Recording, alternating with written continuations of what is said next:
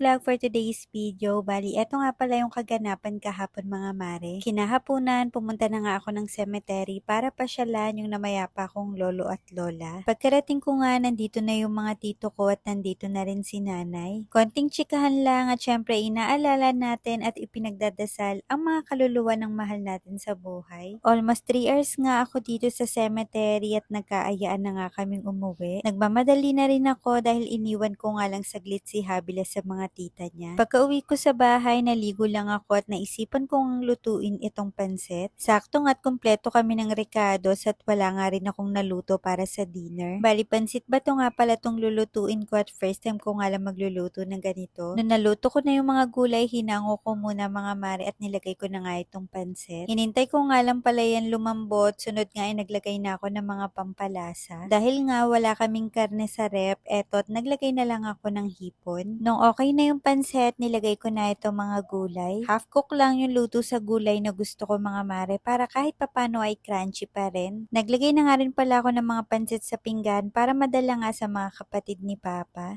Ayaw pa ngang umuwi ni Habila kaya eto mga mare habang naghihintay sa kanya nagtimpla muna ako ng kape at nanood muna ako ng movie. Fast forward na nga ito mga mare, kinabukasan na pagkagising ko eto tumiretso na agad ako sa sala. Ito yung unang-una kong ginagawa pagkagising dahil gusto ko pumasok agad yung liwanag at pumasok na rin yung hangin. Napakagulo na naman nga ng upuan kaya eto mga mare, tinanggal ko lang yung mga throw pillowcase at pinagpag ko nga lang itong sapin. Blanket nga pala yung ginagawa kong cover nitong sofa namin. Feeling ko kasi mas madali ngang ayusin to mga mare. Anytime ay pwede mong pagpagin. Dahil meron pa nga natirang pansit, eto't ininit ko na lang at eto na nga lang yung kakainin namin para sa umagahan. Habang pinapakain ko nga dyan si Habila, eto't nagsalang na ako ng sinaing. Sa araw-araw, namumblema talaga ako mga mare kung ano yung lulutuin kong ulam. Anyways, pagkatapos ko makapagsalang, nagbihis lang kami ni Habila at aalis nga kami para bumili ng mga gamot. Inuubo at sinisipon siya mga mare at naubusan na nga kami ng gamot kaya dumiretso na kami sa drugstore. Bumili nga rin pala ako ng alcohol at dumiretso na nga kami sa Baker Fairs para bumili ng tinapay. Bumili nga rin pala ako ng mga ilang pirasong prutas na paborito ni Habila at yun nga yung palagi niyang nire-request. Pagka-uwi sa bahay, binihisan ko lang siya at ayan mga mare, nang hingi na agad ng ubas. Yan talaga yung palaging nire-request niyang prutas mga mare kaya hindi talaga ako nagsasawang bilhan siya. Habang kumakain nga siya dyan at nanonood, inayos ko na yung mga prutas na nabili ko. 2 days lang kay Habila ito mga prutas na to mga mare at siya lang talaga yung kumakain yan. Minamayat maya kasi niya yung prutas at ginagawa niya ngang snack. Naubusan na nga rin kami ng alcohol dito sa bahay kaya eto bumili na rin ako. Tissue and alcohol talaga yung gamit na gamit dito sa bahay kaya hindi pwedeng maubusan nito. Habang nagsasalin nga ako, lumapit si Habila at pinapakita na naubos na yung grapes niya at nanghihingi